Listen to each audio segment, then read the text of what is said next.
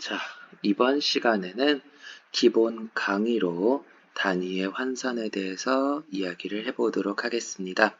자, 이 영상을 보거나 모든 분들은 앞으로 단위 환산을 쉽게 하실 수가 있게 될 거예요. 그럼 지금부터 한번 같이 공부해 보도록 하겠습니다. 자, 오늘의 목표로서 온도와 압력의 변화에 따른 부피의 변화를 완벽하게 이해하고 풀이할 수 있도록 공부를 진행해 보도록 하죠. 그 첫 번째 활동으로서 온도와 부피, 압력과 부피, 그리고 서로의 관계를 알아보고 두 번째로서는 한번 예제를 통해서 우리가 공부해 보도록 하고요. 세 번째로서는 관련 문제를 제공해 드릴 테니 그거에 관련돼서 한번 스스로 문제를 풀어보는 것도 해보도록 하겠습니다. 자, 첫 번째 학습 원어로서 온도와 압력에 따른 부피의 변화.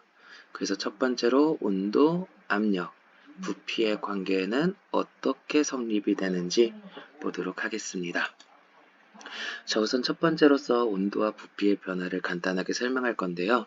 우리 간단하게 열기구를 통해서 이야기를 해볼 수 있을 것 같습니다. 기본적으로 열기구라고 하는 것은 인간이 인위적으로 바람을 불어서 집어넣는다라기보다는 그 열기구 내부에 뜨거운 열을 가해줌으로써 자연스럽게 공기가 팽창하는 힘을 따라 열기구의 풍선이 부풀어 오르게 되고 그에 따라서 공중으로 상승할 수 있는 원리를 가질 수 있다라고 볼 수가 있어요. 즉 우리는 이 간단한 것을 통해서 온도가 증가함에 따라 다른 조건이 우리가 영향을 크게 받지 않는다라고 한다면 열기구 안에 공기가 팽창하는 것처럼 즉 풍선이 부풀어 오르는 것을 통해서 부피가 증가한다라는 것을 알 수가 있게 됩니다. 자, 두 번째로서는 압력과 부피의 관계를 보도록 하겠습니다. 일반적으로 튜브에 바람을 빼는 방법으로서 설명을 할 수가 있을 것 같아요. 자, 기본적으로 튜브에 바람을 빼기 위해서는 우리가 바람 구멍을 열어도 좋지만 우리가 연다고 해서 빠르게 빠지지는 않을 겁니다. 그래서 우리가 보통 튜브에 바람을 빼기 위해서 어떻게 하죠? 그 구멍 중심을 통해서 계속적으로 외부로 눌러주는 역할을 하게 되죠. 바로 이렇게 눌러주는 것이 우리가 어떻게 보면 압력을 주고 있다라고 볼 수 있습니다. 이렇게 강한 압력을 다양하게 많이 주게 된다면 더욱더 풍선이 빠르게 빠지듯이 기체의 부피도 압축되어 부피가 감소된다라고 생각할 수가 있을 것 같아요. 그래서 간단하게 우리가 기체의 부피와 압력 간의 관계는 뭐다? 튜브에 바람을 빼는 걸로 생각하면 쉽겠구나. 물론 실제적으로는 이제 압축이 되게 됨으로써 강한 압력이 발생을 할 수가 있게 되겠죠. 즉 부피가 줄어들게 되면서 한정된 부피 내에서는 강한 공기가 다량으로 밀집해 있으면 당연히 그 내부에는 강한 압력이 발생할 수밖에 없게 됩니다. 하지만 우리가 그러한 자세한 걸로 기억하면 굉장히 어려울 수 있어요. 그래서 우리가 간단하게 보게 된다면 결국은 그냥 단순하게 튜브에 바람 빼는 거 한번 생각해 볼 수 있을 것 같습니다. 자, 그렇다면 우리가 관련된 문제를 한번 풀기 전에 그 외에 알아두면 좋은 관계에는 어떤 것들이 있는지 한번 보도록 하죠. 자, 우선 첫 번째로서 기체 관계로서 우리가 어떠한 기체의 무게, 즉 분자량과 부피와의 관계를 좀 알아두실 필요가 있을 것 같습니다. 일반적으로 이때 부피의 관계라고 하는 것은 0도씨 1기압이라는 조건 하에서 22.4를 기준으로 한다라고 이야기를 했을 때 바로 분자량과 부피의 관계는 화면에 보는 것처럼 나타낼 수가 있게 됩니다. 그래서 우리가 분자량의 킬로그램이라는 조건을 달게 되면 22.4에 S는 스탠다드, 표준 상태를 이야기를 합니다. 스탠다드 세제곱미터를 기준으로 하게 되고 기체 분자량의 g을 표현한다라는 것은 22.4 리터를 기준으로 하게 되며 기체 분자량의 mg을 다는 것은 부피로서 22.4 ml로 표기할 수가 있습니다. 물론 이 관계는 다시 한번 얘기하지만 0도씨 1기압이라는 표준 상태일 때만 가능해요. 자, 그 다음에 두 번째로서 비율과 농도와의 관계를 좀 알아두시면 좋을 것 같습니다. 우리가 이 비율이라고 하는 것은 퍼센트, 퍼밀, ppm, pphm 여러 가지가 존재를 하는데 이때 ppm, part per million, 100만 분율과 ppb, part per billion, 10억 분율의 관계를 좀 알아두면 좋을 것 같습니다. 기본적으로 비율로 ppm 100만 분율을 쓰게 되면 고체나 액체의 농도의 표현으로서는 mg per kg, 기체는 ml per 세제곱미터로 표현을 합니다. 그리고 이때 화면에선 표시가 안 돼 있지만 반드시 비율이라고 하는 것은 특정 조건을 만족한 상태에서 측정한 것이므로 그 조건이 따로 명시가 되지 않으면 모두 표준 상태에서의 측정한 비율, 즉 스탠다드를 기준으로 하게 됩니다. ppb 10억 분율은 고체나 액체의 농도로 표현하면 마이크로그램 퍼 킬로그램, 부피로 표현하면 기체는 마이크로리터 퍼 스탠다드 세제곱미터로 표기할 수 있습니다. 자, 그렇다면 이를 통해서 한번 바꿔보도록 하죠. 자, 실제 부피, 우리가 actually라고도 부르게 되는데 보통 actually는 우리가 따로 표기를 하지 않고 단순하게 부피로서만 표기합니다. 그래서 일반적으로 앞에 스탠다드가 붙지 않은 모든 부피는 실제 부피를 기준으로 하고요. 이론 부피를 보게 되면 스탠다드 반드시 붙여야 됩니다. 그래서 이론적인 것을 표현한다라고 해서 S 꼭 붙여주셔야 되겠죠. 자, 이때 두 가지를 써보게 된다면 첫 번째, 스탠다드 세제곱미터를 액츄얼리 세제곱미터로 바꾸는 방법. 그래서 우리가 온도와 압력이 서로 다르다고 했을 때 온도와 압력을 통해서 변환시켜 줘야 되는데요. 지금 보시게 된다면 스탠다드라고 하는 표준을 액츄얼리 상태로 변화시킵니다. 이때 부피와 온도는 비례관계, 부피와 압력은 반비례 관계라고 했었죠. 그럼 이때 비례 관계로서 성립을 하기 위해서 내가 스탠다드라고 하는 이론을 실제로 바꿀 겁니다. 그래서 보게 되면 비례 관계를 갖는 온도는 얘를 직접적으로 지울 수 있는 비례적인 위치, 즉 분모로 가게 됩니다. 그러면 이 스탠다드 이론이라는 조건이 사라지는 것과 같아요. 그리고 내가 바꾸고자 하는 실제로 올려주시면 되겠죠. 단 중요한 건 샤를의 법칙에 따라서 절대 온도를 기준으로 해야 됩니다. 근데 압력을 보게 되면 반비례 관계라고 했었잖아요. 그러니까 스탠다드 이론은 직접적으로 지워지려면 반비례 위치, 즉 같은 선상 분자에 가셔야 됩니다.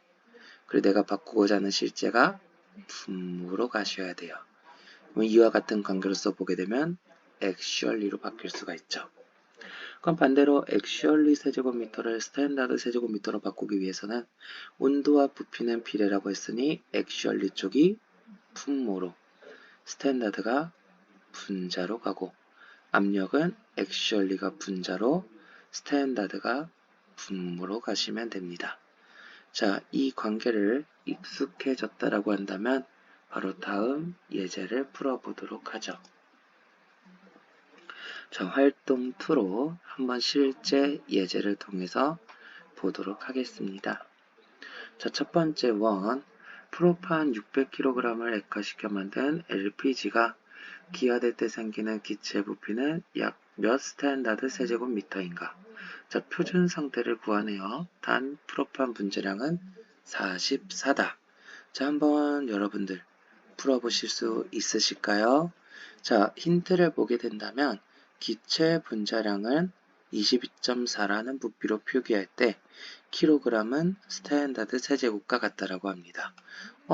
킬로그램을 스탠다드 세제곱으로 바꿀 수 있다는 뜻이네요. 그럼 한번 바꿔보도록 할까요? 자, 보게 된다면 600kg을 스탠다드 세제곱으로 바꾼다라고 했을 때 프로판은 44라고 이야기를 했습니다. 그러면 킬로그램을 스탠다드 세제곱미터로 바꾸기 위해서는 킬로그램 단위가 환산되셔야 되겠죠. 즉, 이 경우는 분모의 조건으로서 가게 되면 킬로그램과 킬로그램이 서로 지워진다라고 보면 됩니다. 그러면 이와 관계를 갖는 22.4가 분자로 오면서 스탠다드 세제곱미터를 맞출 수가 있게 되겠죠. 자, 그러면 두 번째 예제. 127도에 700mm 수은주 상태에서 100 스탠다드 세제곱미터, 여기선 스탠다드가 아니네요. 액츄얼리죠. 왜? S가 표기가 안 돼 있으니까 실제에서 측정한 부피가 100 세제곱미터의 가스는 표준 상태에서 부피가 얼마로 변하겠는가? 표준 상태, 스탠다드 골라달라는 거네요. 자, 그러면 앞에서 이야기를 했듯이 부피는 온도와 비례, 부피는 압력과 반비례라고 했습니다. 그러면 과연 해설은 어떻게 될까요? 자, 보게 되면 우리는 액츄얼리를 스탠다드로 바꿔야 된다고요. 그러면 온도는 액츄얼리 온도는 분모, 스탠다드 온도는 분자, 스탠다드 압력은 분모, 액츄얼리 압력은 분자로 가야 된다라고 했었죠. 이때 절대 온도라고 하는 것은 섭씨 온도에다가 273을 더한 값을 절대 온도라고 합니다. 반드시 온도는 절대 압력으로 들어가셔야 돼요. 그래서 보게 된다면 100 액츄얼리 세제곱미터 곱하기 실제의 온도, 절대 온도로 127에 273을 더해야 되겠죠. 자, 표준 상태는 0도씨 1기압 0이라고 했습니다.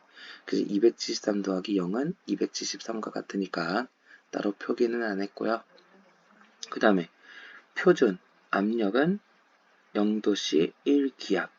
이때 1기압이 760mm 수은주와 같다라는 걸 알고 계셔야 됩니다. 왜? 수은주로 표기해 놨으니까 실제도. 그래서 이론 760분의 실제 700 계산하면 62.8 그리고 우리는 스탠다드 세제곱미터로 환산을 완료했다라고 볼 수 있겠네요. 정답은 2번에 해당할 겁니다. 자, 그럼 여기까지가 우리가 간단하게 부피의 변화, 실제와 표준, 그리고 온도와 압력에 따른 부피의 변화를 얘기를 해봤어요. 그러면 제가 주어진 세 문제를 한번 여러분들 스스로 풀어보시면 아마 내가 정확하게 복습이 진행됐는지를 확인해 볼 수가 있게 될 겁니다. 해당 문제에 대한 정답은 고정 댓글을 확인해 주세요. 자, 첫 번째 문제. 300도씨에 750mm 수은주 상태에서 150세제곱미터의 가스는 표준 상태에서 부피가 얼마로 변하겠는가? 액츄얼리를 스탠다드로 바꾸는 방법입니다. 한번 풀어보시면 좋을 것 같네요. 두 번째 문제. 1kg의 탄산가스 CO2죠. 25도에서 차지하는 부피를 계산하면 얼마가 될까요? 자, 지금 보시게 된다면 1kg을 부피로 바꾸는 방법. OK, 무게, 부피, 분자량 이퀄 22.4. 단 그 조건은 0도씨 1기압에서만 해당한다고 했습니다. 25도씨니까 온도 보정까지 해줘야 되겠네요. 한번 풀어보시면 될 것 같고요. 연습 문제 3번. 탄산가스 1ppm 100만 분율. 우리 비율을 농도로 바꾸는 거 기억하셔야 되겠죠. 기체입니다. 25도 1기압에서 몇 mg per 세제곱미터인가 풀어보시면 좋을 것 같네요. 그래서 풀어보신 분들은 모두 고정 댓글 답을 확인해서 판단해 보시면 될 것 같고요. 궁금한 사항 있으면 댓글로 남겨주시면 되겠습니다. 그래서 모두 구독과 좋아요 눌러주시길 바랄게요. 그래서 영상을 다 보는 모든 분들 다음 시간에 다시 만나겠습니다. 이상으로 마무리.